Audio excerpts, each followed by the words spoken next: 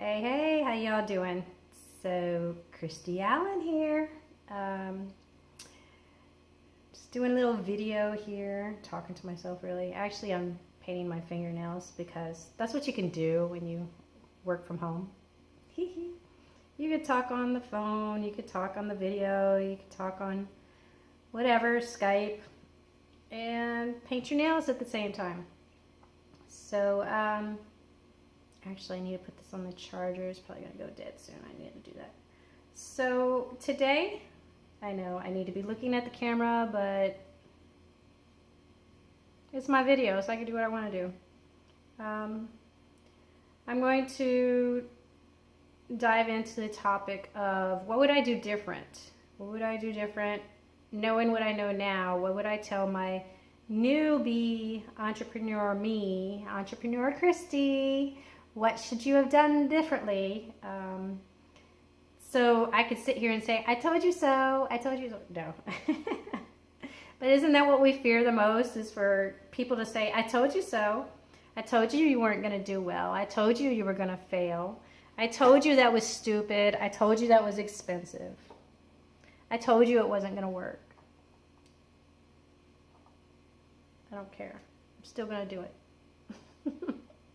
Because that's what we are. We're stubborn. We're hard-headed. So if I had to go back and do it again, what would I do differently?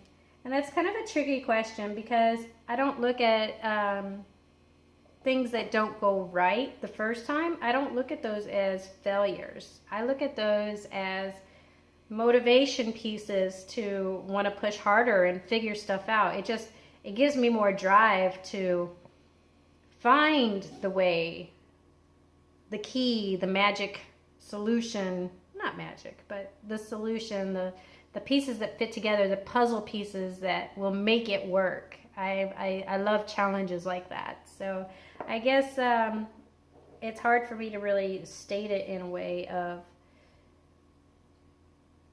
failure, because I don't look at things as failure. In fact, everything I've done in life there's been some kind of negativity has been a driving force in my success, moments of success.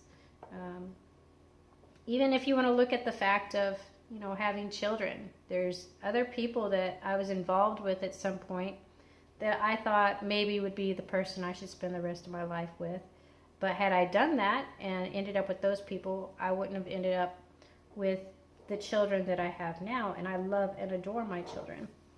So it's just, I don't know, I kind of have had a hard time answering this question. I've been pondering it, been putting it off, answering this question, because for like a week and a half, I was supposed to do this video like a week and a half ago.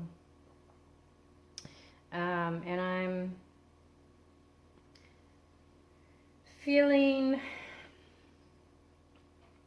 challenged, but I feel like there's so many things I want to tell that newbie person. There's so many things that I think that they should know and understand, but even if I knew those things in the beginning, I wouldn't have had the same understanding and comprehension of it, because I hadn't had the experiences yet to go with them, to make them solidify the experience. So I can't say that I would do anything different. I could tell you what I did. I did research. I looked for somebody that had similar experiences that was already making success, and I started following their steps. I have several mentors. I don't have just one mentor. And in this industry, what I'm picking up is there's some people that feel that that's like, oh, no, you should only have one mentor and follow just their advice, and, keep your eye on the prize, and, don't get, make sure you're staying focused. And there's a certain element of that does apply. But for me, I'm a diverse person. That is my character. That is my personality, to be diverse.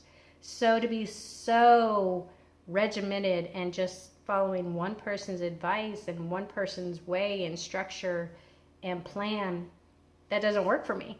That doesn't agree with my belief system. So I accumulate from different sources and I bring into my own source. And that is, I think, the biggest thing about self-employment, that you're not necessarily just providing a service. You're not just providing a product.